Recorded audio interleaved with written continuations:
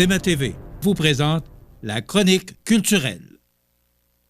Nous sommes aux Arts de la Scène pour parler culture, bien sûr, en compagnie de Cynthia Lamontagne. Bonjour, Cynthia. Salut, ça va bien? Bien, ça va très bien.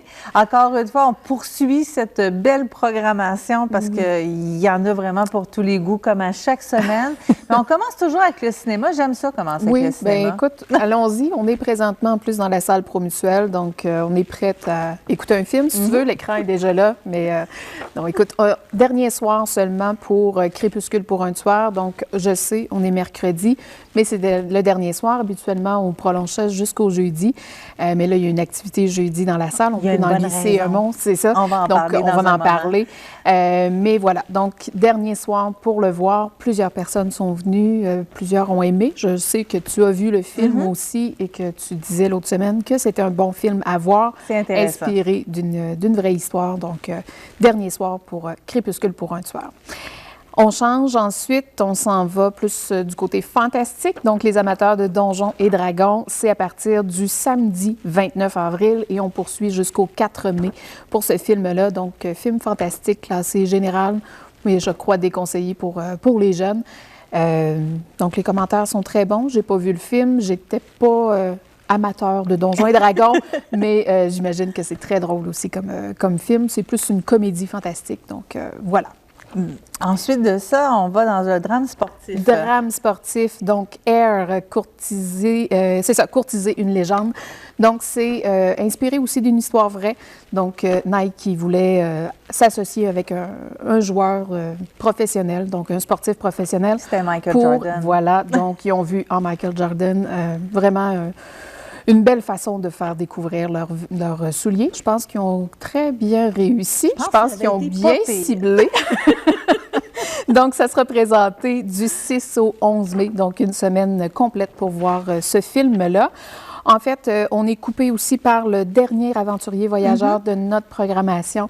Donc, on termine du côté des Alpes, donc Trek dans les Alpes, qui est présenté les 7 et 8 mai. Donc, prochainement, à notre lancement de saison, on aura l'occasion de vous présenter les nouvelles destinations pour l'année prochaine.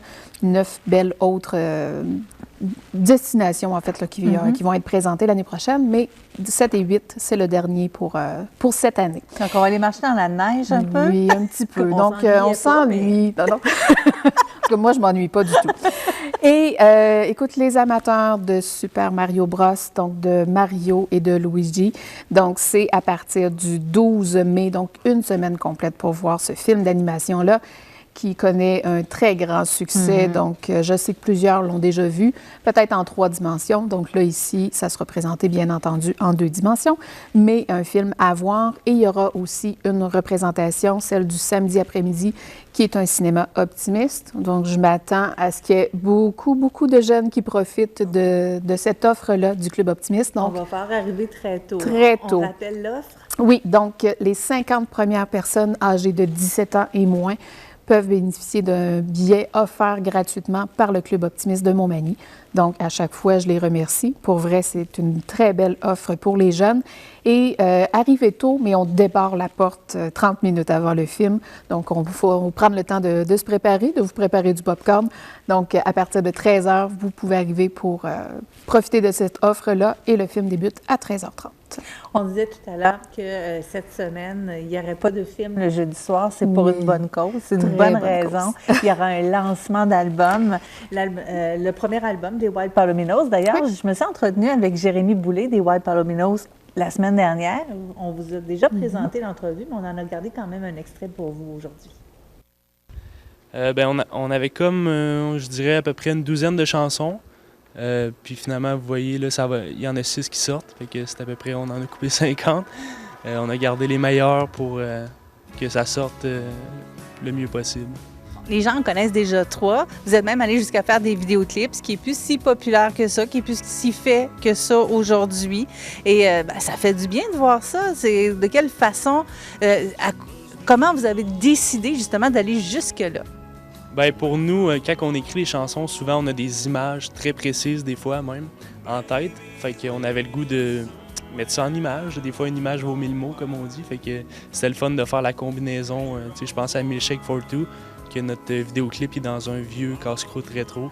Puis ça, c'est quand on avait écrit cette chanson-là, c'était vraiment très précis pour nous, qu'on avait certaines images dans un vieux casse-croûte, qu'on avait le goût de le partager aux gens finalement, visuellement aussi. Alors, spectacle lancement jeudi, cette semaine, demain. Voilà, donc les gens sont invités à partir de 5h30 pour un petit cocktail dans le cabaret.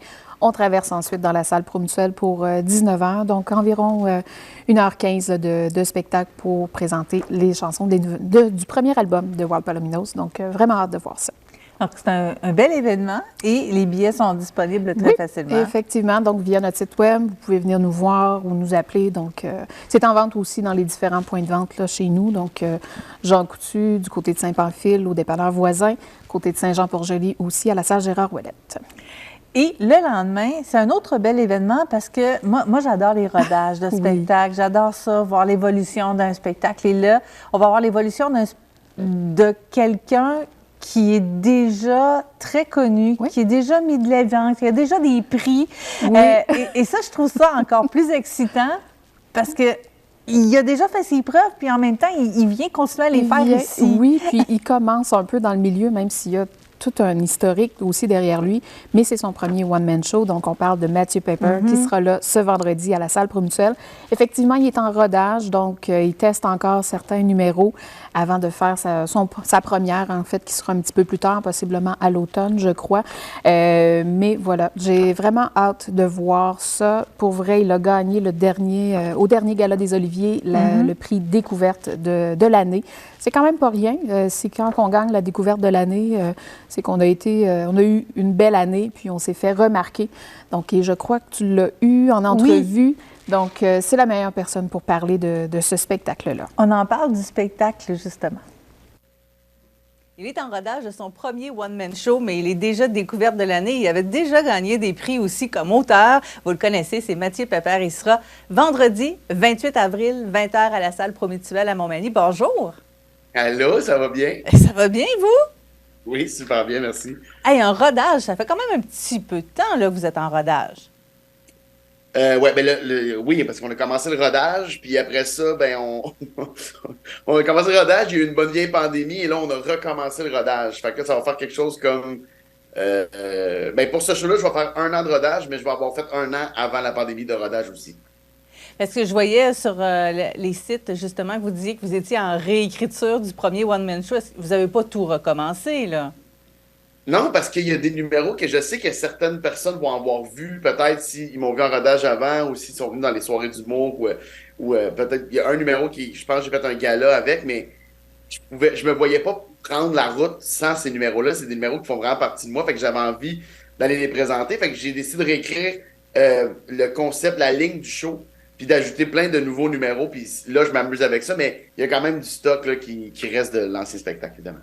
Dans votre carrière, vous avez été d'abord reconnu comme auteur. Est-ce que c'est une pression supplémentaire quand c'est votre propre show qui s'en vient? Quand je vous entends le dire, soudainement, oui, mais sinon, non, j'essaie de... Pour moi, c'est tellement deux choses. Scénariser, c'est un truc, puis l'écriture d'humour, c'est en stand-up, c'est complètement autre chose. Fait que tant mieux si les gens aiment comment j'écris, ça me flatte puis ça me fait super plaisir parce que c'est un volet du métier que j'aime vraiment beaucoup, mais j'essaie de pas trop me mettre de pression avec ça. On a l'impression que les nouveaux humoristes, les humoristes qui sont arrivés dans les dernières années, vous êtes beaucoup plus versatiles, vous faites vraiment, vous touchez vraiment à tout. Est-ce que je me trompe en disant ça? Je sais pas si c'est générationnel ou si c'est... En tout cas, pour ma part, c'était une envie déjà depuis toujours de toucher à tout ça. J'avais envie je savais que je voulais faire de la TV, je savais que je voulais écrire de la télé. Fait que ça a toujours fait partie de moi. Mais quand je regarde mes collègues autour de moi, seulement, je veux dire, avec les médias sociaux, avec des TikTok, des vidéos, le contenu de plus en plus de télé, de plus en plus d'autoproduction, je dirais que c'est une... Je sais pas si c'est générationnel, mais je pense que c'est un bon outil à avoir dans sa manche de faire plein de choses en même temps. En plus, vous avez commencé principalement comme animateur au bordel, comme humoriste là-bas. Donc, la scène, c'est quelque chose que vous connaissez bien, là. Ouais, c'est mon ADN pur et dur. Tout a commencé par la scène, tout a commencé par mon envie de monter sur scène. Puis, je pourrais jamais, tu sais, quand j'ai commencé à faire de la télé, il y a des gens qui me disent « Ah, tu vas voir, c'est un rythme de vie un petit peu plus sain, fait que tu vas t'accrocher à ça, tu vas aimer ça. » jamais de ma vie, j'ai douté que je savais que j'allais continuer à faire de la scène. Aussitôt que j'ai un break, je suis toujours rendu au bordel en train de roder des nouvelles blagues. J'ai vraiment ce besoin-là de monter sur scène. Fait que c'est vraiment c'est de là que tout part, en fait. Puis après ça, je l'amène ailleurs, mais ça part vraiment beaucoup de la scène. Ça fait, c'est ça, je pourrais jamais m'en passer. C'était un plaisir de rencontrer Mathieu Pepper et on a vraiment fait le tour. J'ai décidé de parler avec lui aussi de ce qu'il fait à la télé, de ce qu'il fait un peu partout. Donc, l'entrevue complète va être disponible dans les prochaines minutes sur le site. Pour ceux et celles qui ne connaissent pas Mathieu Pepper, je pense que le spectacle de vendredi va être une belle occasion. Pour moi, ça a été un véritable coup de cœur. Quelle belle personne sympathique. Oui, effectivement. Puis il reste encore quand même quelques places ici. On a une belle salle, donc c'est une belle façon, un bel endroit en fait pour découvrir les artistes. Et pourquoi ne pas profiter de cette salle-là pour accueillir le lendemain, donc Louis-Jean Cormier, qui sera seul sur scène, mais pour présenter son nouveau spectacle inspiré de ses 2 derniers albums. Louis-Jean, on le connaît, bon, il y a tout un bagage, lui aussi, avec tout ce qu'il a fait. Ses textes sont extraordinaires, donc très poétiques, très calmes aussi comme ambiance. Donc, ce sera une belle soirée, tout en douceur, ce samedi à la salle Promutuelle. Et dans cette belle salle qui nous offre beaucoup d'intimité. Totalement. Donc, ce sera vraiment une soirée intime avec Louis-Jean parce qu'il sera seul sur scène, donc seul avec le public dans la salle. Il reste quelques places aussi, donc faites vite. Dimanche après-midi, il y a du théâtre. Oui, du théâtre de création, donc féministe pour hommes. C'est du côté de la salle Édouine Bélanger. C'est une pièce, un solo, en fait, avec Sophie Cadieux, qui initialement a été écrit du côté de la France, donc du côté de Paris, et le texte, bien entendu, a été adapté ici pour le Québec.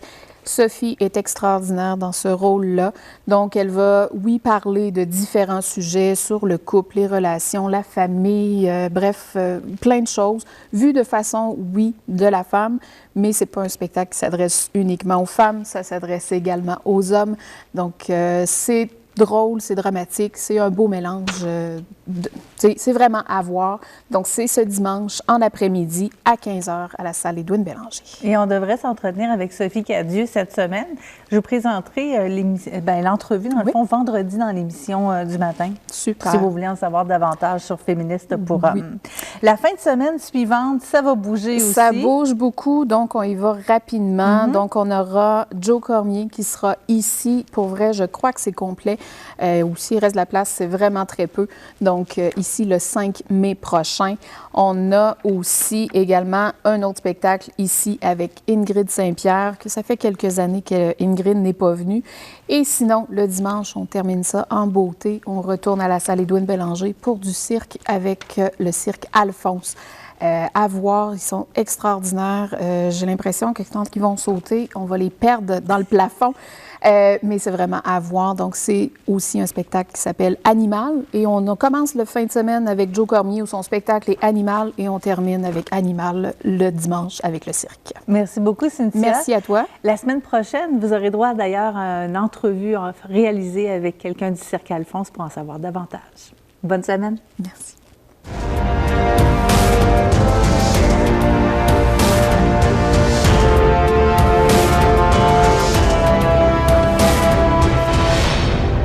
CMA TV vous présente la chronique culturelle.